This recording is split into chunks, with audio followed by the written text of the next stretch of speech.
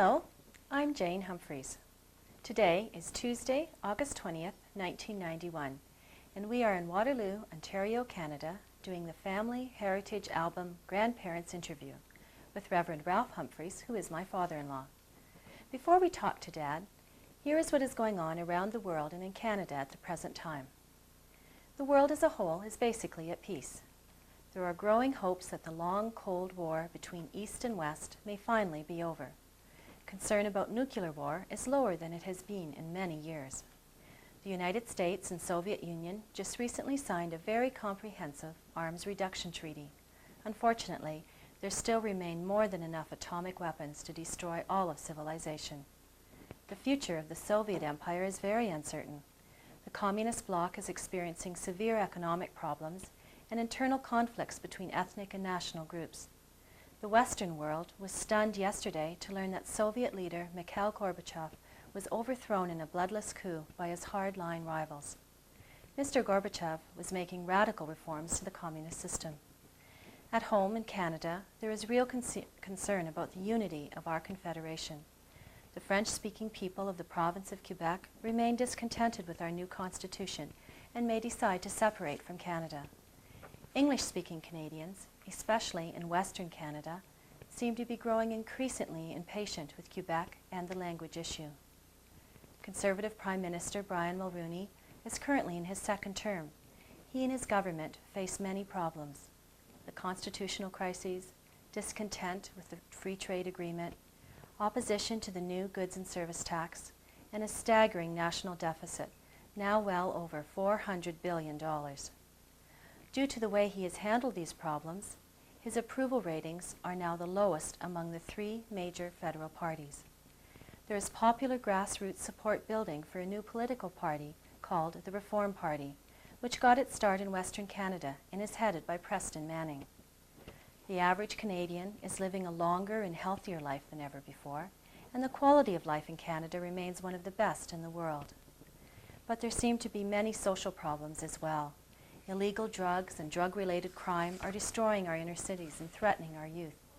Our public schools are declining in quality, and the pollution of our environment seems to be getting worse, with the possibility that a greenhouse effect could overheat the earth, and chemicals will destroy the ozone layer, which protects us from harmful ultraviolet rays. And we are in the early stages of an epidemic of an incurable and invariably fatal disease called AIDS. Summing up, it seems to us that we are living in a time of peace and relative prosperity, but we have many social, political, and economic problems to overcome. Reverend Humphries has been married to Hazel for 43 years. In fact, they are celebrating their 44th anniversary tomorrow. He is a semi-retired Baptist minister and now lives in Waterloo, Ontario. They have 10 children, 27 grandchildren, and 6 great-grandchildren. Welcome, Dad. We are so glad to be doing this interview with you today. I'd like to start by just asking you a few questions. We'll go a little bit into your family history. Could you please tell us your full name? My name is Ralph Ernest Humphries. Good. Is there anything special or unusual about your name or the way you were named? Not that I know of. I was never told that there was anything special. And when and where were you born? I was born in East York on August the 31st, 1920. So that would make you're going to be 62 years old this August? No, actually. No, 72. Jane, 72. That's right. That's correct. 72 years old. You have brothers and sisters. Yes. Could you tell us their names and ages? Yes, my oldest brother is Albert, and then there was another son born, Alfred, and he died at birth as a baby. And then next came Leslie. And then after Leslie, I think it was myself, Ralph. And then I have a sister, Vera, and another sister, Audrey. And then I have a brother, Arthur, and another brother, Ken. So that makes 8. 8. Oh, it's a large family, too. Yes, it was. Your parents' names, could you tell us that, and when and where they were born? My mother's name is Hester, and she was Hester Scott, and she was born in England. My father's name was Cecil, and he was born in Toronto, or East York. Okay. And they passed away when? Oh, mother, Do you know? my dad died when he was 67, and maybe it was 63, I can't remember for sure. And my mother just passed away 4 or 5 years ago. She was 94 years old. 94. Good. Your parents' occupations? Your Yeah, father? my father was a brick maker, actually. He walked for 1.5 miles to work every day. I can remember my dad. Yeah. And your mother was home with the children? Yes, Was she a homemaker? Yes, she was a homemaker rather than. Yes. Okay. Did you know your grandparents? Can you tell me anything about them? I can tell you about my grandfather's, or my father's father, a little bit. Don't know very much about him. He was an old man, as I remember him, and he had been quite sick at the time. I think that he also had a second marriage because his first wife had died. And that's all I can remember of my grandfather. But my mother's father and mother, I know quite well. They were Albert Scott, and I think my grandmother's name was Mima, or something like that. Okay. I'm going to try to go back a little further than your grandparents. Do you know anything about your family roots at all, farther back than your grandparents? Were they sort of first or second generation to this country, or did they come from elsewhere? What I remember of my dad's parents, and that it goes back in Canada, the 2 generations or 3 generations in Canada. But my mother's background is all in England, and my great-grandmother lived to be 103. In fact, my brother visited her during the last war in London. Wow, that's amazing. And so your ethnic origin would then be, would you say, basically English in origin, do you think? Yes. From both sides. Okay. Is there anything else you can share with me about your family history? Any unusual events or famous persons? Is your family well known for anything? No, I cannot claim anything. My grandfather was a decorator, painter and decorator, and he actually was also an artist. He painted many pictures. Okay, I think what we're going to do now is go back into your early childhood. So this is more directly related to you. We're not going back so far on the family tree here. I'd like you to think back to the earliest thing you can remember, and how old you were and what was going on, sort of your earliest childhood memory. I suppose what stands out most was that my brother Leslie took sick when he was 10 years old, and he had a disease that affected the brain.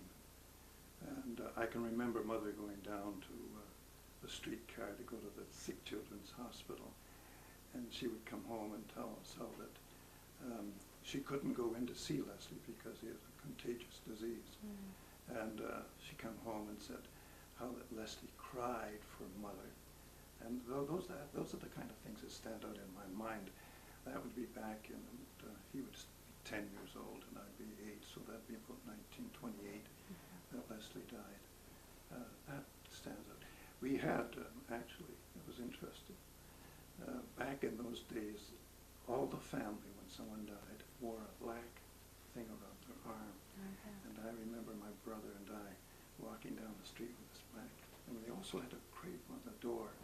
And I can remember across the road, as I looked over to our house, because we were staying at a neighbor's place because they had the funeral in the home, you see. And my brother was laying in the living room, and then they had this crepe on the door. Those things kind of stand out in my mind. Another thing I remember too is that we had a long walk to school. We had to walk about a mile to school, and we would walk down the street, Salmon Avenue actually, in East York. And we had a good time. I had a real enjoyable boyhood days. So you had a happy childhood. Oh yes. And did you attend school before elementary school, before No, grade there 1? was There no- was no nothing like that. any kind of schooling like that. Let's talk a little bit about your school years. What year did you start? You would have been, what, 6 years old? Well, Or I'd be 6 years old when I started, and attended McGregor School, R.H. McGregor School. And as I have said, we walked to school every day, and then we'd come home for lunch. In the wintertime, it was interesting. We'd walk to school, and we'd get our ears frozen or something, and the caretaker was in the school. We'd go into the basement of the school. He'd rub some snow on those kind of things I remember. oh, that's good. Any other memories about school years? Were they a good time for you? Your grades were reasonable, or Oh yes, I was a good student. you were a good student? In spelling once, I can remember, out of 100, I got 125 less. And in order to improve my spelling, when I was in grade about 2, the teacher thought that if she gave me a strap, so she gave me 5 straps on each hand, and I can even feel those straps today. But it didn't help my spelling. I still am a poor speller. What about your summers during grade school? Did you visit relatives or stay in the city, or No, do you we recall? actually were a very poor family kind of thing. We didn't have any money. We had no car to travel. And I can remember once that our uncle came, who had a car, and picked us up and took us out to Port Credit, I think it was, the Port Credit River. And that was a real experience. But that was the first time we got out. So you remember that now, your Yes. family being poor. Did you have a sense of that when you were growing up, that your family was maybe not that well off, or did you have a sense of being poor? I would have to say no. We realized that there wasn't much money around, but we enjoyed life. Our house wasn't big. It was a very normal home, and with the 8 children, actually with the 6 because Alfred and Leslie had died. The house, it's interesting. I don't know whether you'd be interested in knowing how we slept. There were 3 of us that slept in a living room downstairs, and there was a stove there, and I can remember when we had to light that stove to keep warm, and I'd wake up at night and the stove was red hot, and even the pipes that went up, and it was amazing that we didn't have the house burned down. What about your relationship with your parents? Do you remember it being, was your father a strict sort of disciplinarian, or was it? My father was a gentle man. He had big hands, and if he ever struck us, my mother would be after him. Mother was the disciplinarian, but she didn't want Dad to even touch us. So as I remember it, Mother was the disciplinarian. Oh, good. We're going to leave elementary school here. We're now in high school, high school years. What year would you have started high school? That would have been in 19... Well, I'd be 15, 1935, 36, and I went to grade 9. You went to grade 9. I don't think I finished grade 9. It was during a deep depression. If you remember Yes. that 1930 to 1940 was a deep depression. And my father was out of work, and we needed work. So I had a chance to get a job. And so I left high school, grade 9, and went and worked for $7 a week. And on a bicycle, I was a delivery boy downtown. Actually, I worked for a company called F.W. Humphries. It was amazing. It was Oh, strange. that's good. No relation at all. So you didn't return to high school later?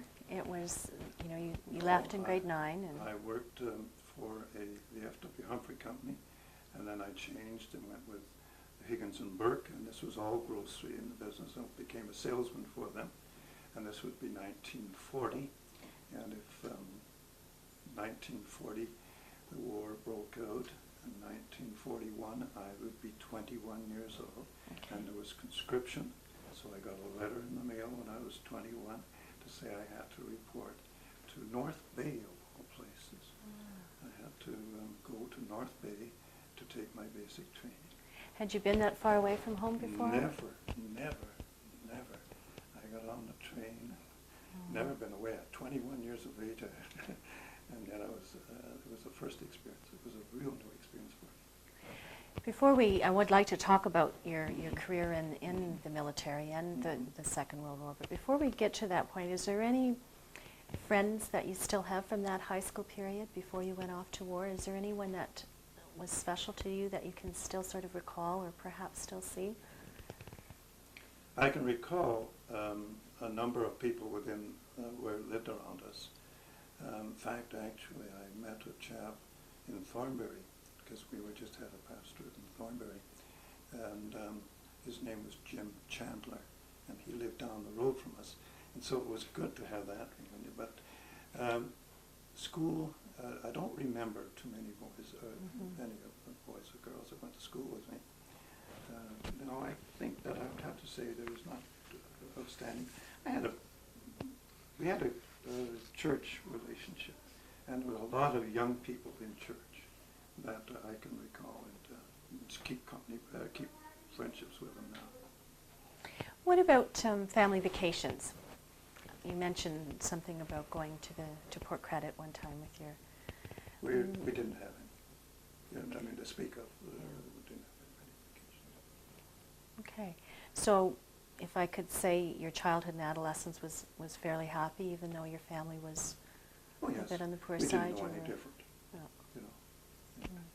One of the things that I remember my dad and I doing during the Depression times, we'd go to the local market garden and buy vegetables, and I had a wagon, and I'd pull this wagon along. We'd put the carrots and the beets, and we went from door to door. My dad would help me, and we would make $1 or $2. So you would sell the vegetables yes. instead of door to door? Actually, we went out 3 days a week and did that. Did your mother have a garden? Was the house on a large property, or No, was it? it was in a large property. We had 2 cherry trees in our garden, in our yard, and then one other corner was taken with a back house, an outhouse, and then they added another room to our, and I'd cut it down. But I did remember one thing in my childhood. I climbed the tree at the back and fell down and broke my arm, and my mother had to take me all the way down to the Toronto Sick General. On a streetcar? Yes. Broke arm. So there was no indoor plumbing? No, there wasn't any. We got that in maybe 1935, somewhere around there. Okay. Yeah. Good. Well, let's move on. Okay. You're 21. Let's not move on. Let's call cut. Camera's rolling. Action. I want to learn more about your involvement in the Second World War and all of that. But before we get to that, can you talk to me a little bit more about the Depression? You hinted at it earlier about leaving high school in grade 9 and having to deal with that. What was the impact on your life and your family's life?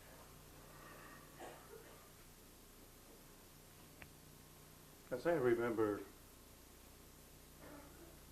the Depression days, I suppose the impact on our lives was everyone was in the same state, so there wasn't a great deal of comparison, and therefore,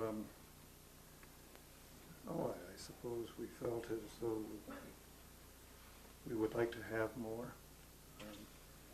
My sister, we went down actually to my aunt's in order to have a bath because we didn't have the facilities in our own house.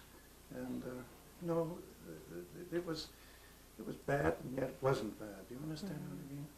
We didn't know anything better, but Dad didn't have any work, and it was fairly difficult for Mom.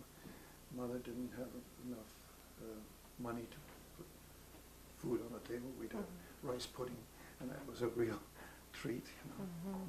Those were the kind of things that I remember about the Depression. So it's 1941. Yes. You're in North Bay. Yes. You're 21 years old. Yes. Tell me about that. What was that like? Yeah. Oh, it was a real exciting experience, as I remember it. Traveling up in the train to North Bay, hearing with those old steam engines, and see the soot fire. And it was during the night time that we'd fall asleep on the train. And when we got to Orillia, someone said that we looked out the window and it was winter time, it was snowing. Someone said, "Oh wow," he said, "this is where the cows get chocolate milk." Or because they're brown cows, and ice cream actually, because it was so cold. So we had and then when we got to North Bay, my first 2 months in North Bay, I was what we call a zombie. That was I was called up. I wasn't in active service. So my first 2 months was to try and figure out what I wanted to do. And I wanted to go into the Air Force, but I didn't have enough schooling. I had grade 9. So I joined active in the Army.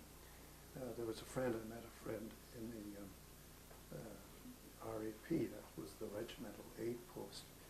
And he said, "Why don't you join the Medical Corps and come on staff with us?"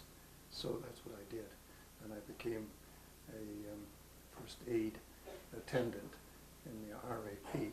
Had never any training. I didn't know what to do when the fellow came in with his head cut open.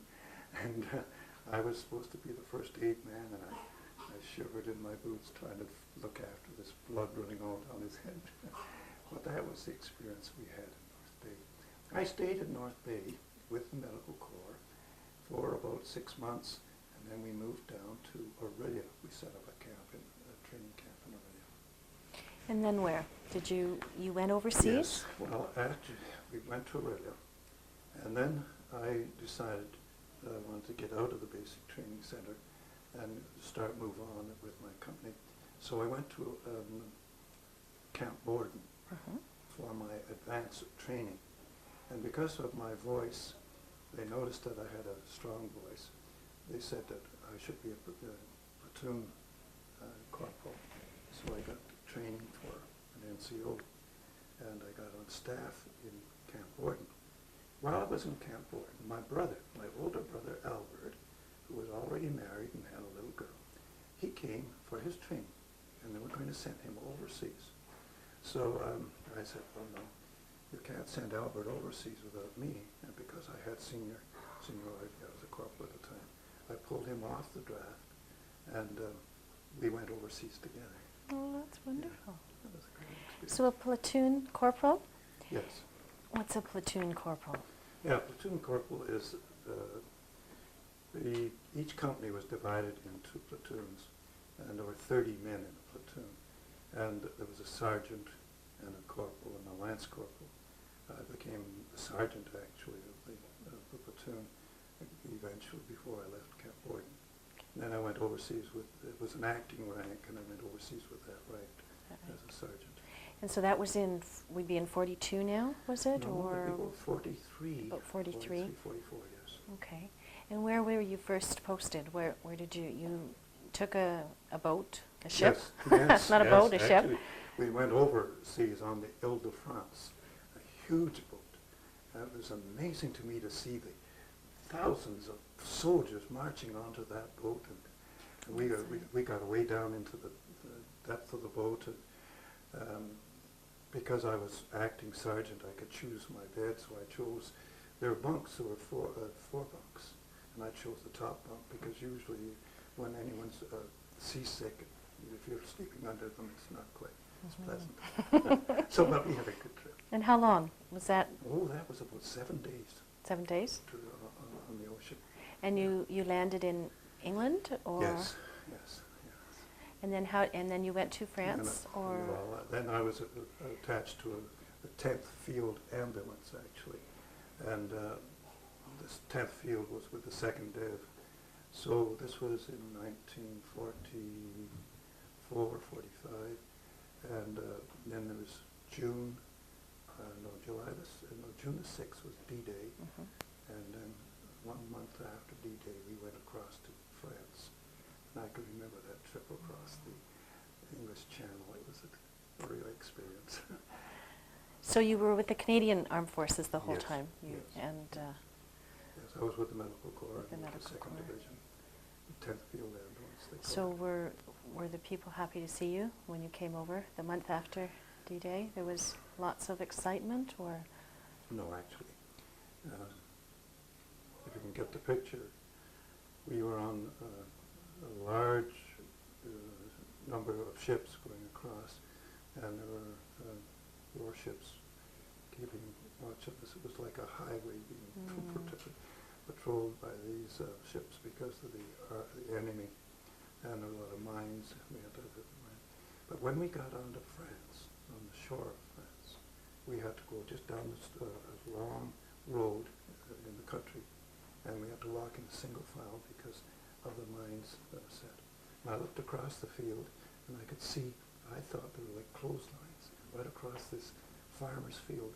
But what it was a wire attached to another post, and they were all booby-trapped, all mine-trapped, so that if there was any Air Force coming down, if there were any paratroops, they would land on these and then the mine would go off.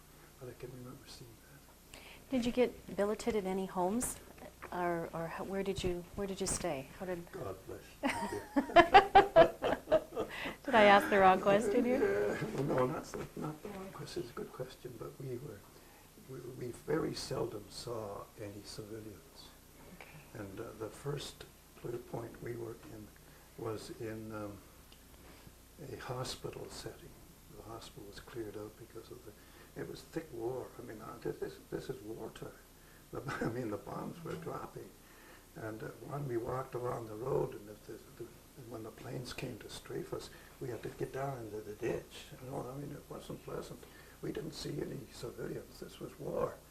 See, this is so hard for me to appreciate. I mean, I grew up in a generation, I've never experienced a war, That's right. you know. And And it's, very difficult for me to understand that. so what happened was, when we got on into France, our company had to pick up the wounded soldiers, and the battle was going on all the time.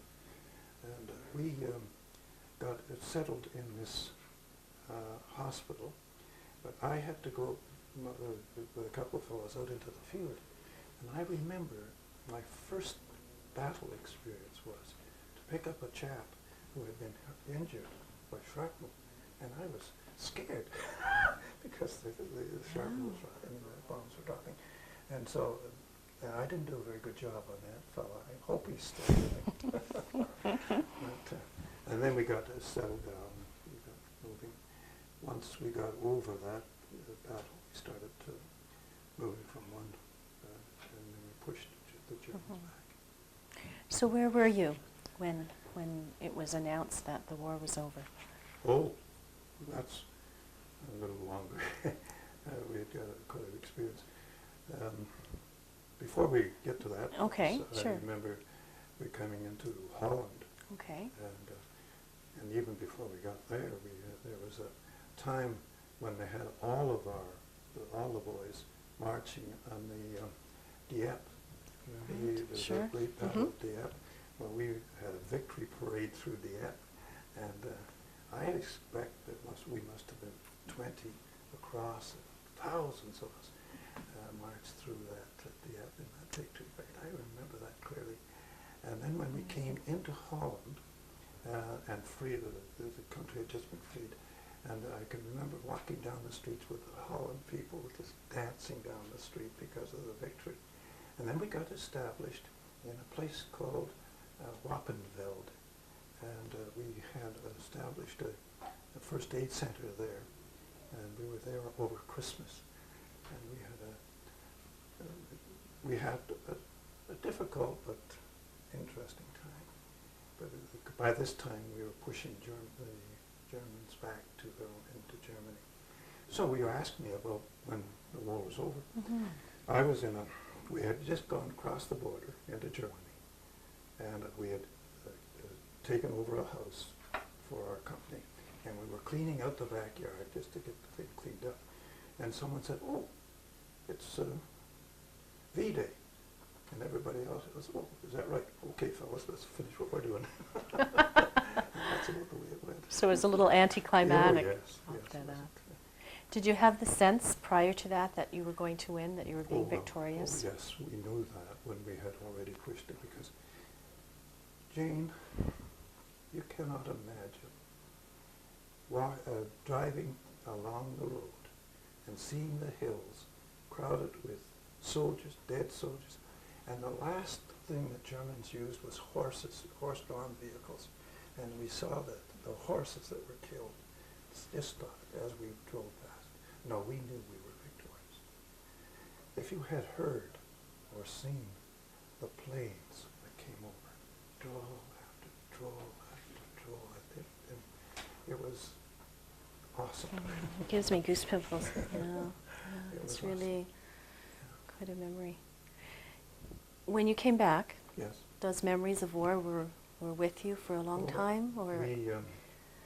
I can remember in Hamilton, and I think it was after we were married even, and that would mean 2 years, that I went to church and a plane came over the building and I nearly grabbed under the seat because of the fear.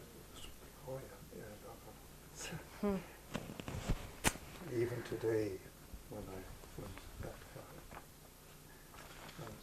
was evident. Yeah, but it's always there. stayed with you. Yeah. It's Yeah. always there. You came back. Did you go back to school at that point? You had a grade 9 that's education, interesting. and Yeah. what happened then? Oh, we came back on the Queen Mary. On the Queen Mary. Yes, it was a tremendous trip, and I can remember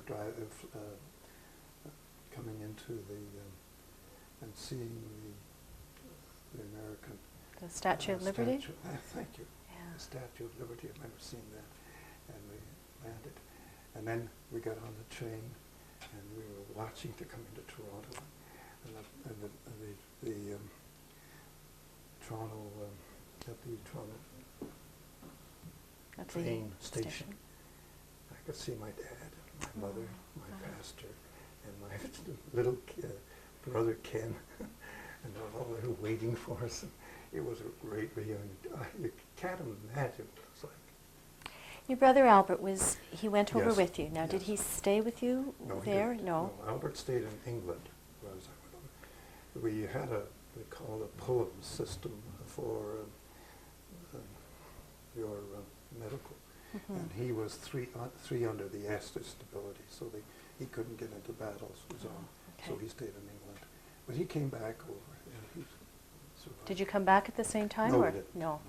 He So came there back was first, I think. first. Yeah. Wow. Then you went home to live with your parents again? Yes, I went home to live with my parents, but there was a DVA after. The Department of Veterans Affairs looked after us quite well. For every month that I was in the Army, they gave me a month's schooling. So I went and asked to go to Bible school, of all things. And the fellow says, "What do you want to be?" And I said, "I just want to know my Bible better." He said, "Well, I can't put that down." So he says, "I have to put down a minister." I said, "No, I can't be a minister. I haven't got enough education." "Well, I'll put it down anyways." So I got into the Bible college. While I was in Bible college, another fellow got hold of me and said, "What are you doing here? Why don't you go to university?" I said, "Me go to university?" He says, "Yeah." And I said, "I could never go to university. I only have grade 9. He says, "I think you can." So he wrote a letter for me to the DVA, and then we went to McMaster University, and then we after 3 or 4 times they wrote, but he couldn't take languages at his age. The university says he doesn't need languages. How old were you? Just what? 26. 26. Years old, Okay. I guess. 26, 27. Right. And so then I got into university. I went from the Bible school over to university. Took my arts in 4 years. But fortunately, I got married before Yes. that. Oh, before you started. Yes. Tell And me about that. Well, my wife had been at university, Uh-huh. so she was able to correct all my mistakes in my essays and so on. And she helped me through university tremendously. So how did you meet Hazel? How did I meet Hazel? I looked for her until I found her. No, actually, she was.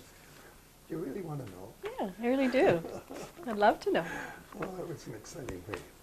Actually, we had a church, Temple Baptist Church. Mm-hmm. And at the end of the year, the summer, during the summer months, they closed down the Sunday school. So I said to them, look, will you let me have these 2 months?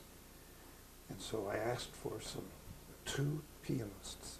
I wanted to have every Sunday 2 pianists because we were going to have 100 children. Nobody would believe it. But so I asked for a pianist. And Hazel's mother said, my daughter is just back from university and she plays the piano. So I asked Hazel if she would help me. And she played for me that summer and has been playing for me ever since. So this was in 1940. This would be 1945, 46, Okay. 47 in there, yeah. So you haven't started university yet, but you've met That's Hazel. right. Okay. That's right. We started Bible school, yeah, Okay. and then we went to university. In 46 we were married, I think, isn't it? Okay. Yeah. You married. Yeah, that would. Okay. So now you're at McMaster. Yeah. And we took 4 years to get my arts. Mm-hmm. Actually, it was a 3-year course. I failed my 3rd year, Okay.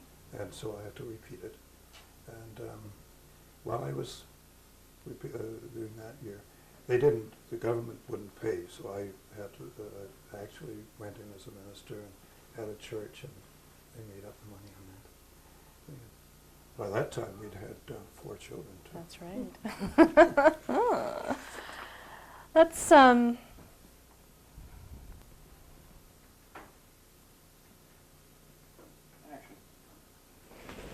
before we talk about your marriage and children and Mhm. that side of your life, I'd like to just talk a little bit about your career. You finished university and you were ordained as a minister. Is Mhm. that correct? Mhm. Tell me, what about your career have you found the most satisfying?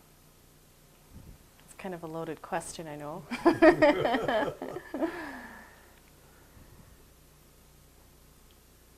I think that my call into the ministry was so strong that it enabled me to get through a lot of difficult times. When coming back to university, what happens is that while you're at university you get posted out. And we I got a call to actually a little church in Hamilton first while I was at university. And and then from there I got posted up at Monk, and then I became the monk of Damascus because there was Monk in Damascus there. And Damascus had a united church, and we were in Monk for 4 years. And I was the pastor of those 2 churches. Regarding my calling as a pastor, you were asking as to what I liked about the best, or? Yeah, just sort of what have you found to be the most Rewarding? rewarding? I mean, I'll ask you a little later what you would have done differently, perhaps. But what are you perhaps the most proud of? The thing that you're the most.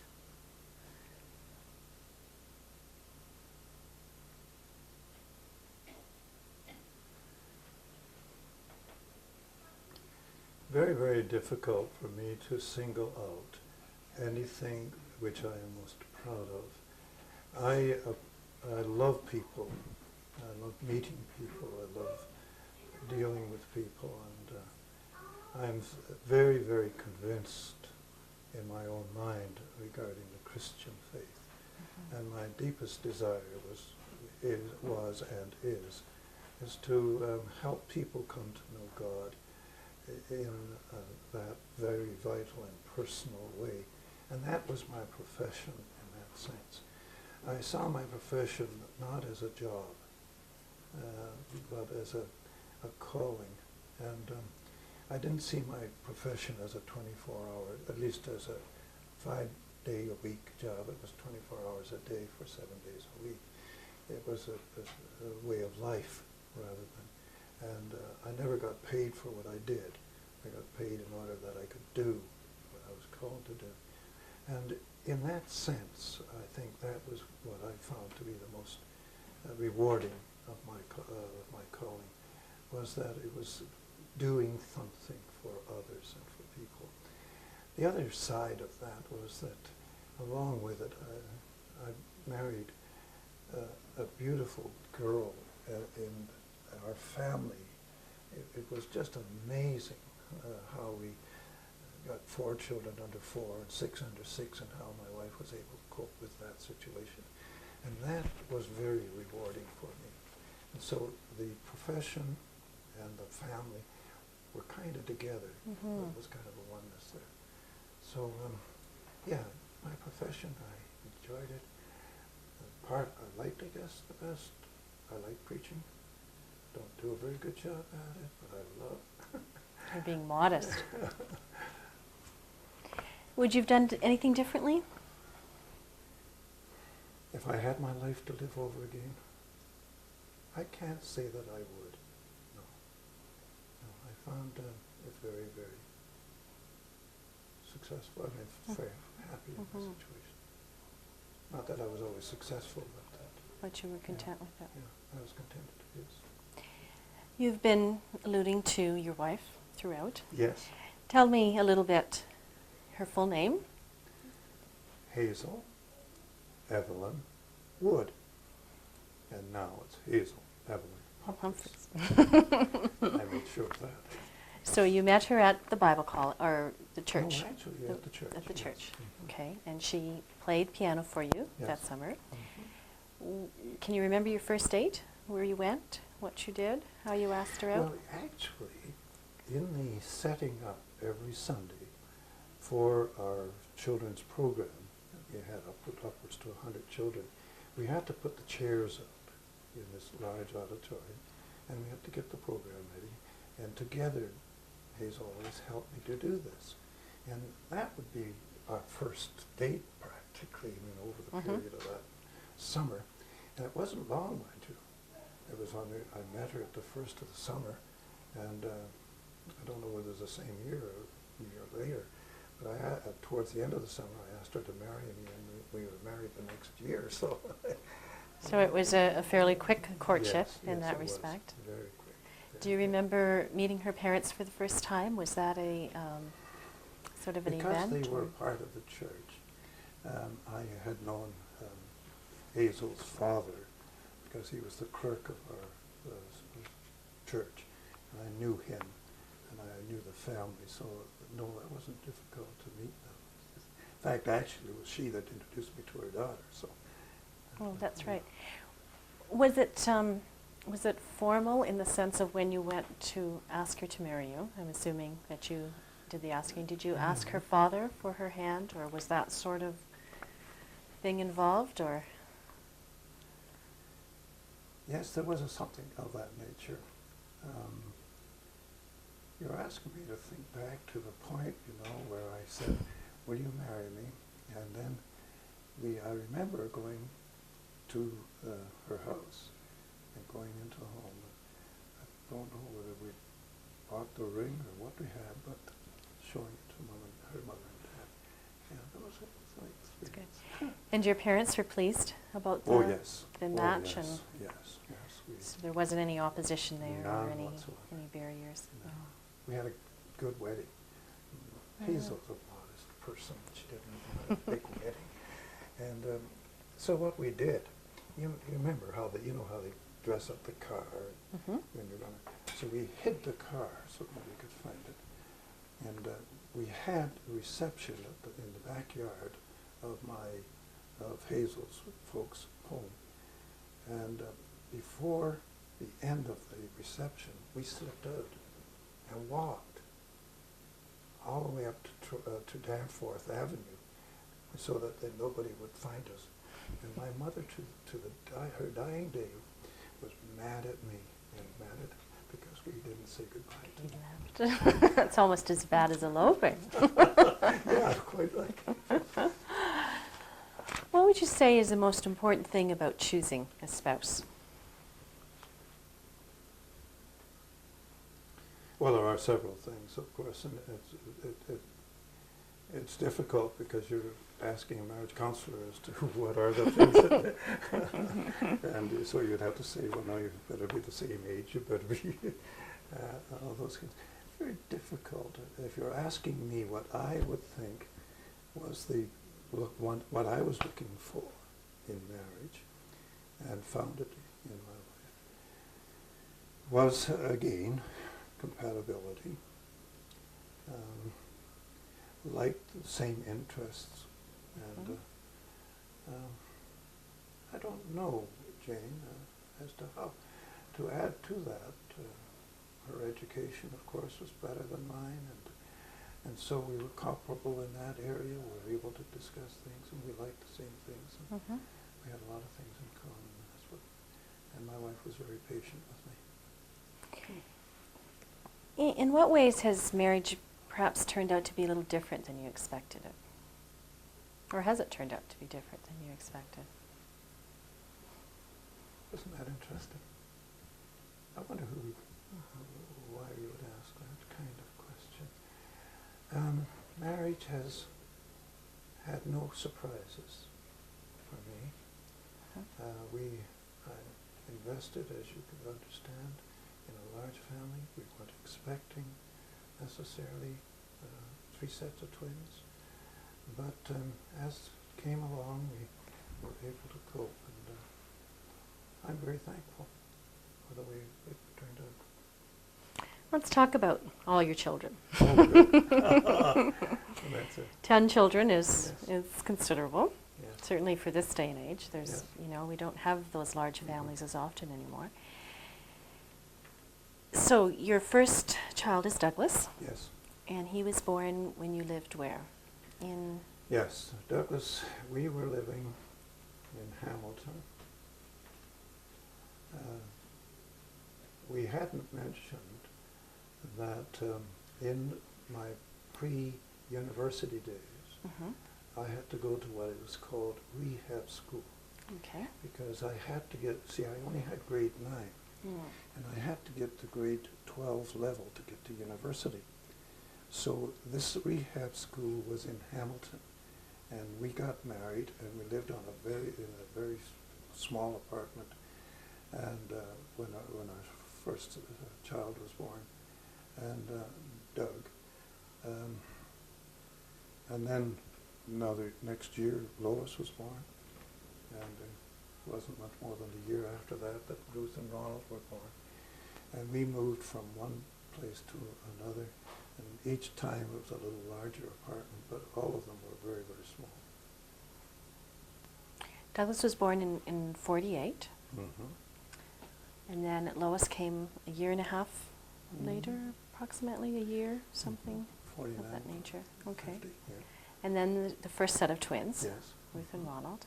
Yeah. So you had 4 children under the age of 4. 4. Was that a difficult time? Do you remember it, or? When you're talking with my wife, if you do, she'll tell you something different than I might be telling you right now, because yes, they were interesting days. We accepted, from my point of view, we accepted what God gave to us, and we endured it, if you understand that word. I don't like the word endured.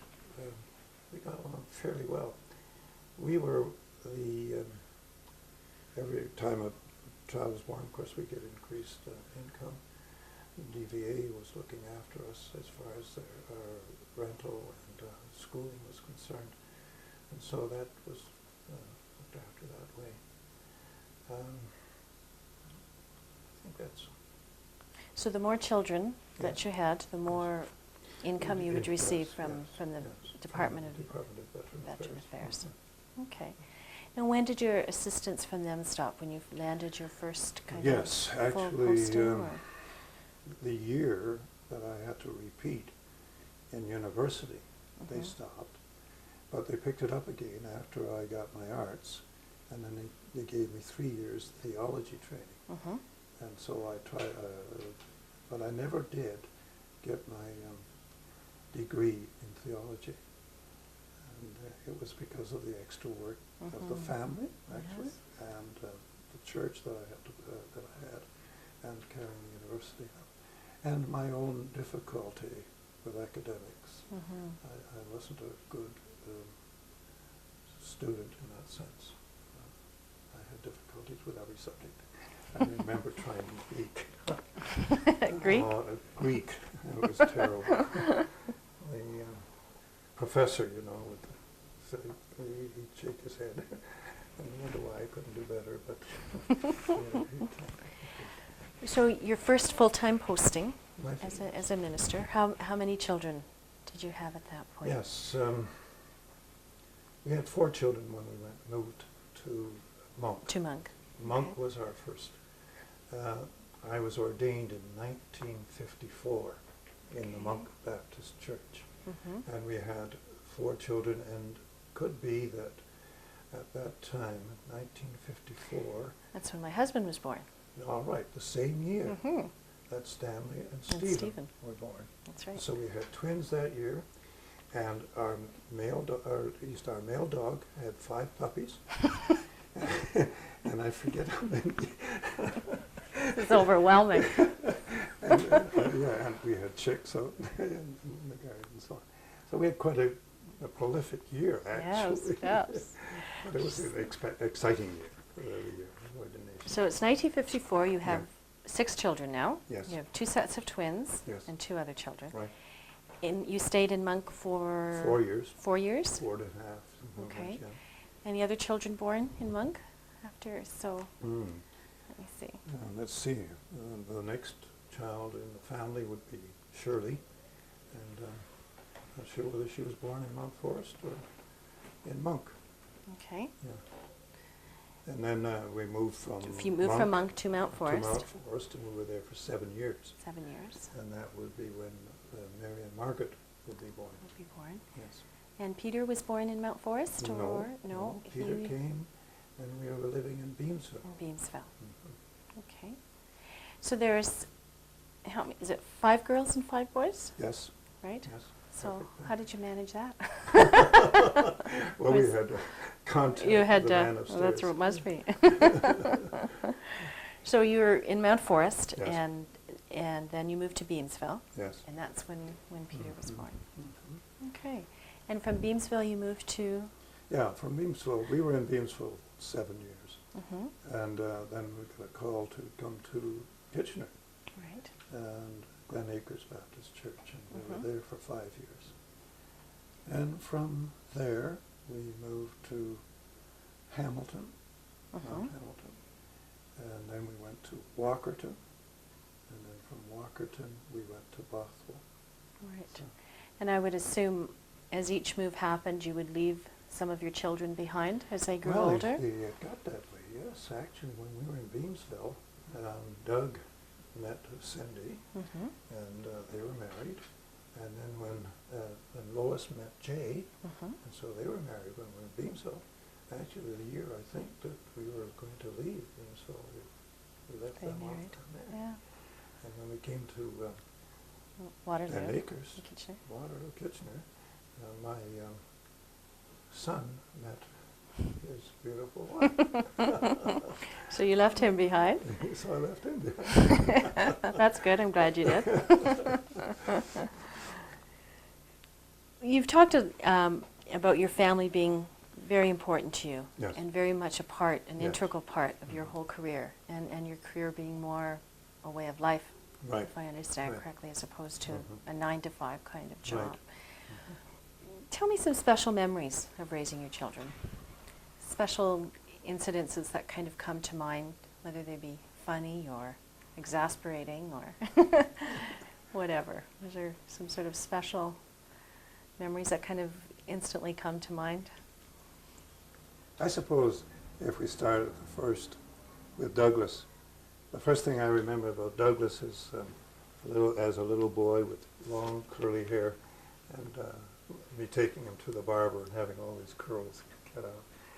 And I don't know, let me try to bring together my thoughts regarding what our family back in the monk days, actually of interest to me, to us, was that as we raised our children, there were periods of time when the work would be getting pretty heavy for Hazel and mother, and Auntie Marg would come and stay with us. So in Monk, we had, in the parsonage there, we had an Auntie Marg room. And then when we moved to Mount Forest, we had an Auntie Marg room because she would move in and take over and help Hazel considerably. And that's a thing that stands out in my mind regarding That's our family. fair, yeah. Another exciting thing about our family was the Christmases we had. I found it to be exciting. We would have Auntie Joyce would always come as Santa Claus, and she would bring something for each of the children, and she would fill the stockings up. Christmas time was an exciting time for me, as Yes. I remember them back. Well, that's exciting. We talked earlier a little bit about your father and mother's form of discipline and Oh, how yes. they were with your Right. children. Mhm. Did that influence your own way of dealing with your children? Can you talk a little bit about how you handled 10 children? That must have been pretty hairy at times. Well, actually, the Hazel is very organized and was able to organize the family very well. The way in which we handled it in the family, as I remember it, was that Hazel would look after them in the daytime and I would look after them at night. If they needed their diapers changed, I would change them. And I remember the twin boys. I mean, they were quite a pair. And they, Stan, for instance, would take the rock in the crib, take the crib right across the floor.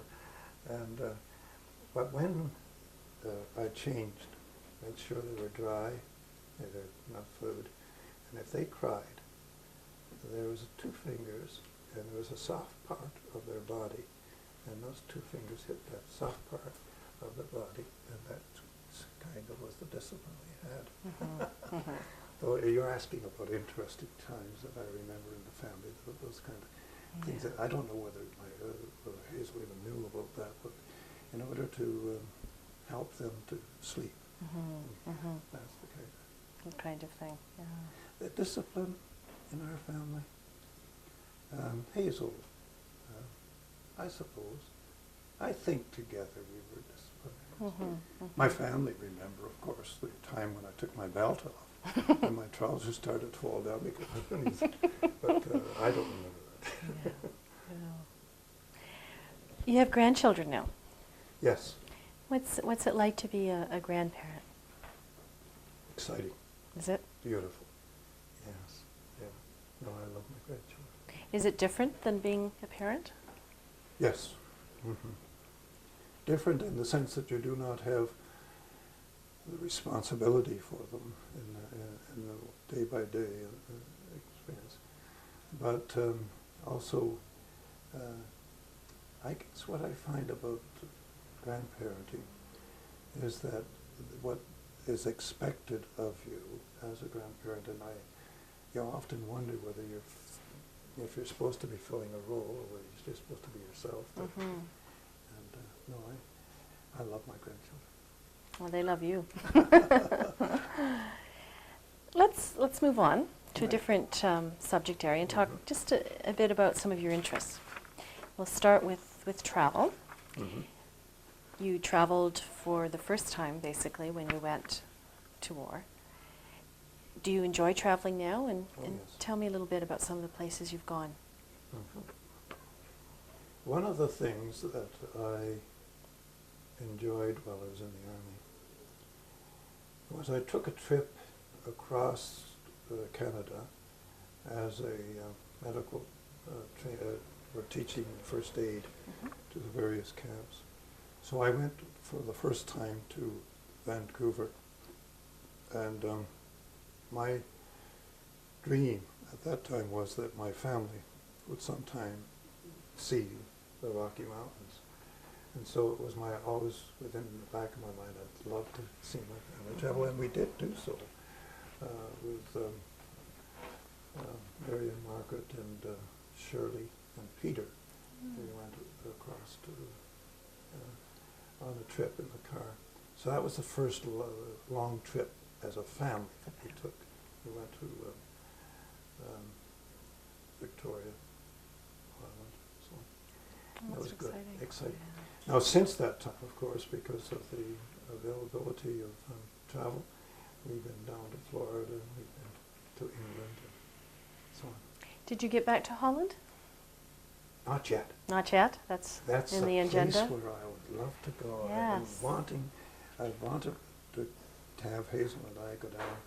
I'd like to go to Waffenveld again, and I'd like to go to Amsterdam. I was in Amsterdam. I took a course on my way home. We don't go right home, so Right. I took a course in Amsterdam for 1 week, and I'd just love to then see the city. Oh, that's good. What about, you mentioned your career being very much a part of your life. Yes. Did you have time for any outside interests or hobbies? Things that you like to do for fun other than your... I guess my fun was built into my calling, my work. All the social activity was involved with the church, basically. Right. Interests outside of my profession, I can't think of anything in that way. Okay. What about organizations? Do you belong to, I imagine, sort of Well, actually, church-related? because I'm a veteran, I had joined the Legion in one or two of the areas, mainly because they asked me so that I could be their padre or something. But no, I didn't join too many clubs apart from that. Okay, we're going to just a few more questions here. This has been, I know, a long interview. We would like to take stock for a minute and just, has your life turned out as you imagined it would? I don't know whether anyone imagines or looks forward as to what they expect. But if I go in retrospect, it has turned out much, much better than I could have comprehended, considering the world in which we live and the difficulties that are out there for people. I mean, the various distractions in life. All of my family have dealt with their life situations so admirably that I've been very, very pleased. And so Hazel and I are very comfortable with With that. Not to sound negative here, yeah. but could you tell me what your greatest disappointment has been? My greatest disappointment in life? The difficulty is that it's hard to know, to determine between my aspirations and disappointments. My disappointment in life is when I see any member of my family or other people walking a road that for me seems to be a road into to a negative or a destructive part or a harmful area. And of course with my faith and my philosophy, I have a God and having a right and a wrong, and the right is going to be rewarded and the wrong is going to be punished. And if I see some, well actually, really when you come down to it, you don't have to wait till the afterlife for that. It happens right in this life. And when I see my exposure to the things that have destroyed families, alcohol, for instance, the family and the people that I've had to try to help, and then when I see people playing easy in that road, it concerns me deeply. I mean, you asked me, so I'm telling you. No, that's You know, good. Yep. That's the things that I'm concerned about. With all your vast life experience, looking back on your life, Yes. is there anything, knowing what you know now, Yes. is there anything you would have done differently?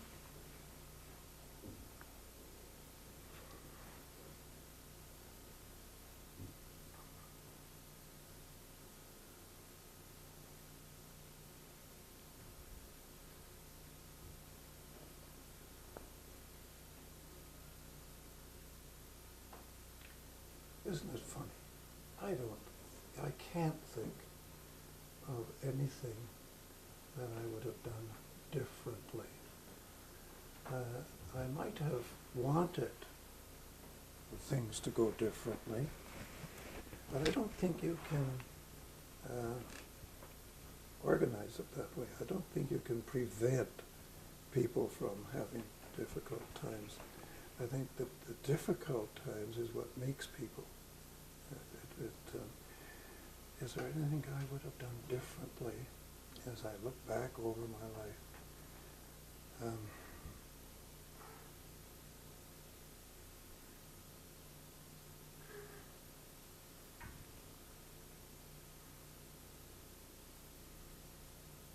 I suppose I would like to have had, no, you see, what I did when I was 17, 15, 16, 17, I had to do because of circumstances. If the circumstances had been different and I could have gone to high school and finished high school and then university, if that I would have done differently. I would have done that, but circumstances weren't such that I could do that. So what would I have done differently?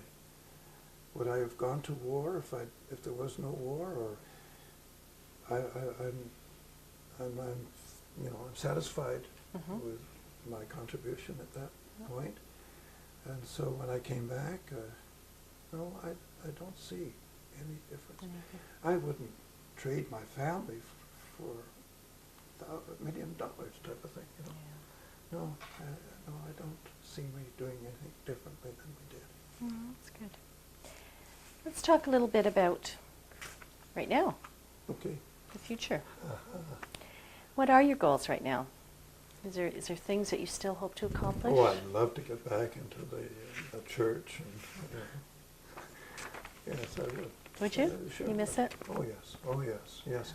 One of the experiences in life that has been very, very difficult to handle, and that is people relationships, and what people are expecting from you and what you expect from people.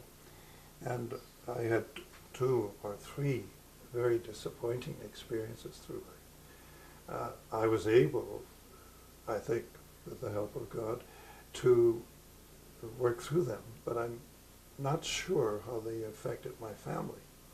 I mean, when you get a church and the church says you're no good and you've got to move on to that your time here is finished, you haven't accomplished anything here anyways. That affects the family as well as it does you personally. And so I was able to cope with that, but I don't know how it affected the family. And then when in personal relationships you get your dreams and then somebody comes along and shatters your dreams and you have to leave a situation that you would love to have seen develop. And those kind of disappointments in life. So what would I like to do now? Just what I'm doing. That's what you're doing. My wife continually tells me you have to bloom where you're planted, so I'm trying to bloom. That's a good philosophy. If you could do anything you wanted to do, what would it be?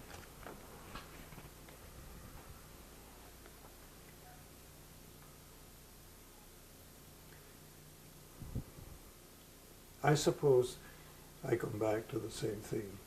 I would like to have a church again and have another 3 to 5 years where I have the privilege of preaching and helping people along. I think that's what I'd like to do. I have no other aspirations. I enjoy what I'm doing. I appreciate working for Steve and the frustrations that we have, and the bringing me down to earth instead of having to live up in. We can talk a little bit about beliefs and values. The question says, what role does religion play in your life? But I think you've answered that in many respects. Religion has obviously been a very important factor in your life. Religion's, it's an interesting word, religion. Religion, no matter, usually you connect religion with, I suppose, Hinduism, Buddhism, and then, but I see Christianity as more than a religion. I see it as a way of life.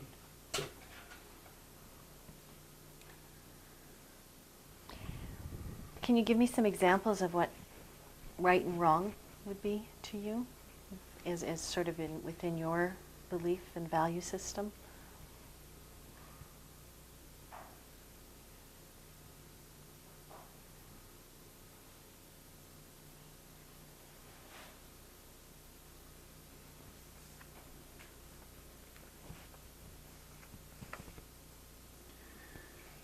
Yeah, I think that right, or at least I'd rather start with the wrong, I guess. Sure.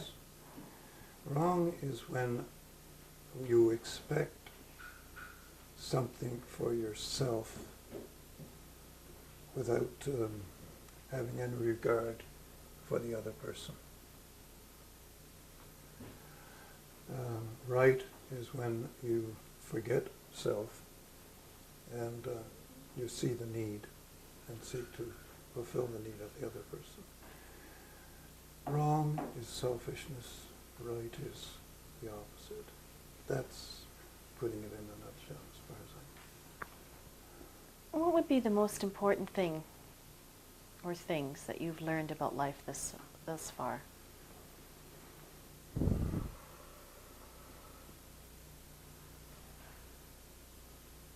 most important things that I've learned about life.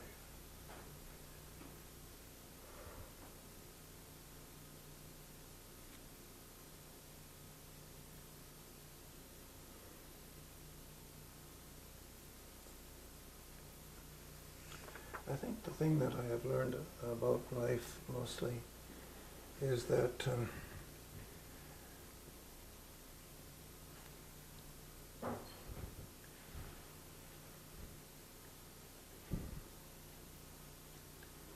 that we are a part of a universe and time, that the it's hard for me to kind of formalize in a few minutes that you've given me here what I think is the most important thing I've learned from life. I've learned from life that to live one day at a time and not to let tomorrow's problems worry you today concept, and let the past, learn from the past, but to let the past be past, and try to live moment by moment, and day by day, with a measure of satisfaction and happiness. Not easy, not always. I've also learned from life that you have to allow yourself to be human, and you have to allow yourself to be mad if you want to get mad. You've got to be able to express your anger, and or the opposite. If you're depressed, you've got to be depressed, and you've got to work yourself through that. Those are the kind of things that I've learned from life, and still learning, by the way. Let's go into the future a little bit. Okay. What do you think will be the major world events during the next 10 years? Where do you think we're headed in the next 10 years? Any predictions for us?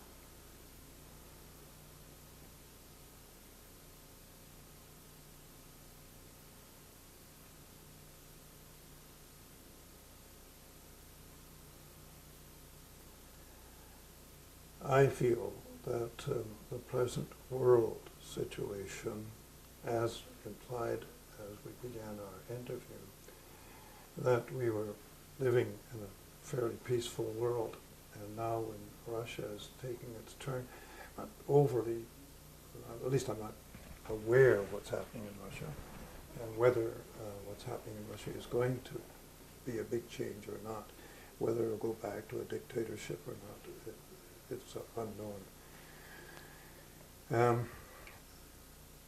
It's interesting if you watch world history, how it repeats itself. The Canadian economy and the Canadian moral standards and so on, that are, as far as I'm concerned, are on a decline, the moral standards. We started Canada with a pretty high moral standard, and now it's going down. And how far that will go before it'll change again. The pendulum swings to the right and then to the left, and whether that pendulum will swing back. How do I see the future? I don't. I guess I'm glad that I'm 71 years old, and that I do not have to face a future in the sense of having to make decisions. The changes that are taking place are so drastic.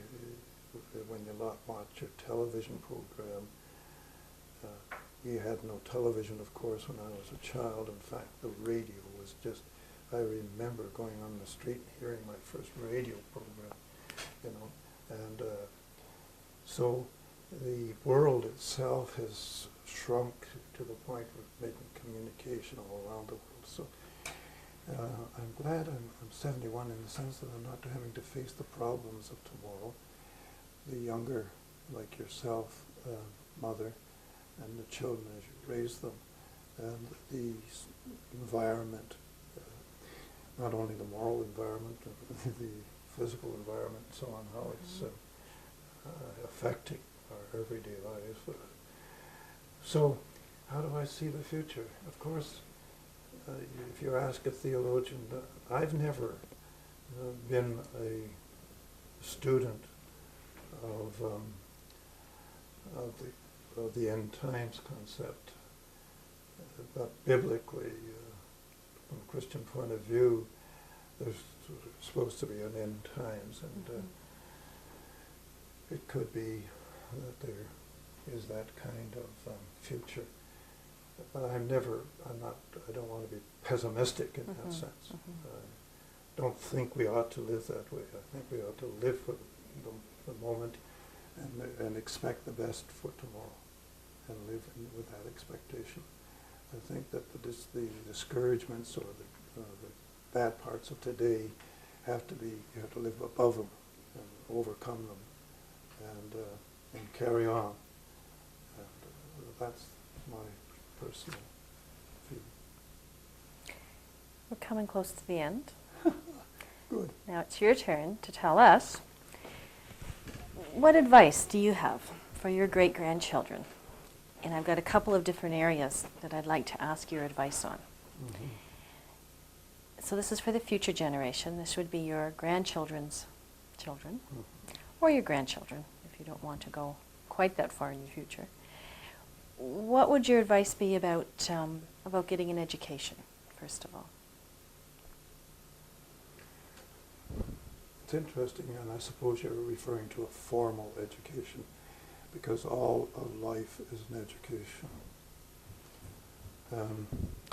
My advice to my grandchildren is to get as much education as they can, and never stop getting education, formal education. In other words, if you're working, if you finished your university, got your university degree, continue to take studies. Yes, my advice to you, my grandchildren, get as much education as you can. And what about advice on choosing and managing a career? Yeah, I think that in the choosing of a career, one has to be have a natural bent for it, not to be overly influenced by outside influences, mother's expectations or father's expectations, but from within, the desire that you have within you to do. When you come to a place where you want to do that, I believe that anyone can accomplish what they want to accomplish if they have enough drive within them. So, in the choice of a career, of course, choose a career that's going to be, I think I'd love to challenge my grandchildren to choose something that challenges their greatest potential, rather than to just accept whatever is along the road.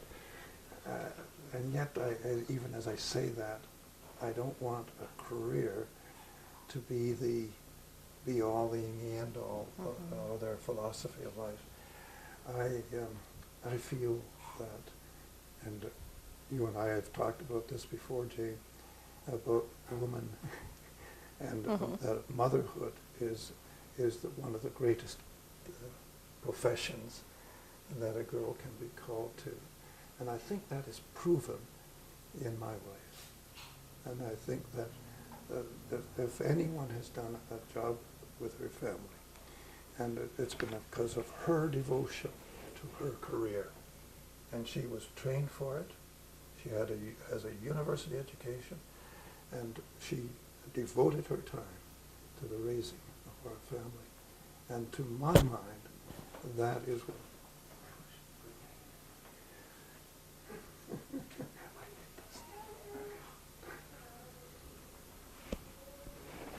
to my mind, that is the greatest career that a person can have, as the raising of their family.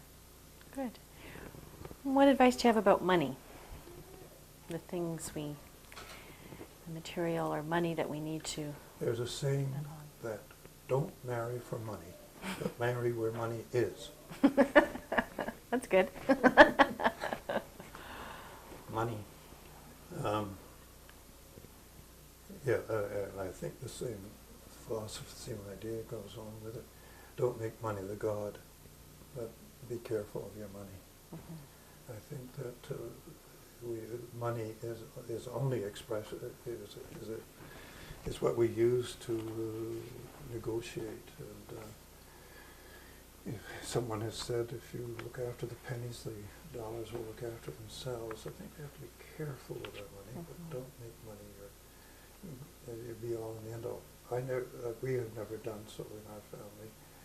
My profession didn't allow me to even think about money in that sense. We didn't work for money, and I wish that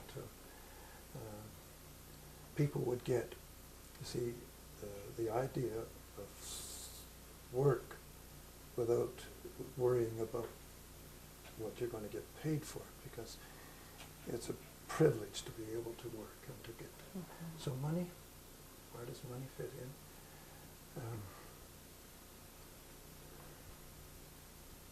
do not let it rule you.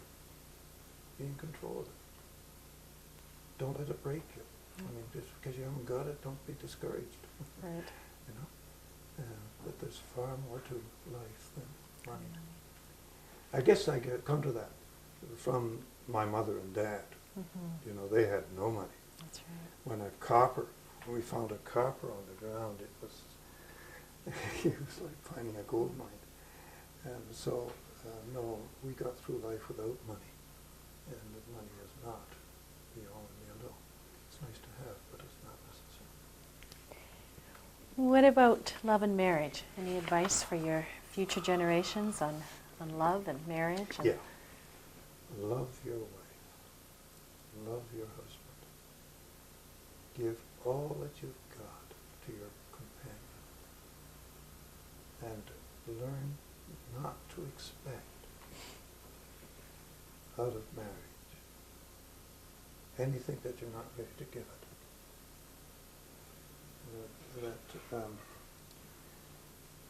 There's a saying 50-50, and I say no, 100%. Give yourself 100% into your marriage, and your companion will do the same, actually, because that's what your companion wants. Your companion wants to know that they're loved, and always express that love to your companion. Well, I think that's a wonderful way to end. But we'd like you to give one other message. Probably all, or at least many, of the future generations of your family will watch this tape.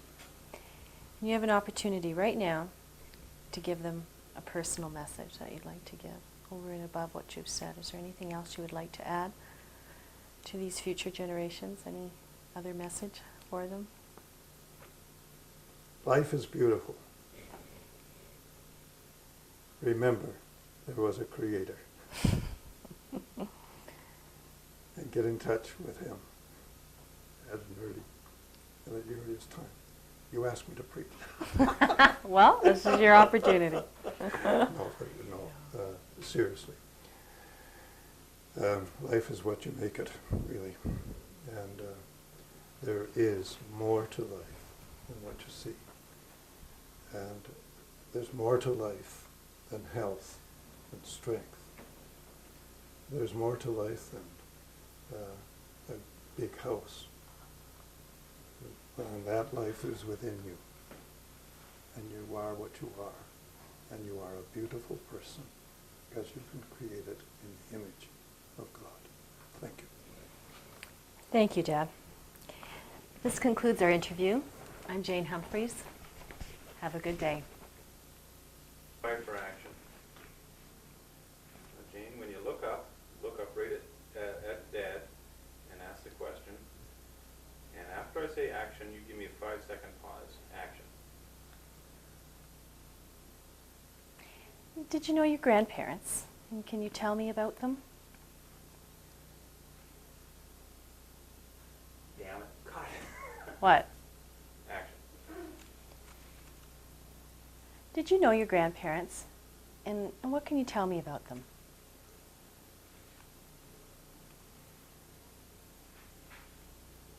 Cut. Action. As of this point in time, looking right now, has your life turned out as you imagined it would?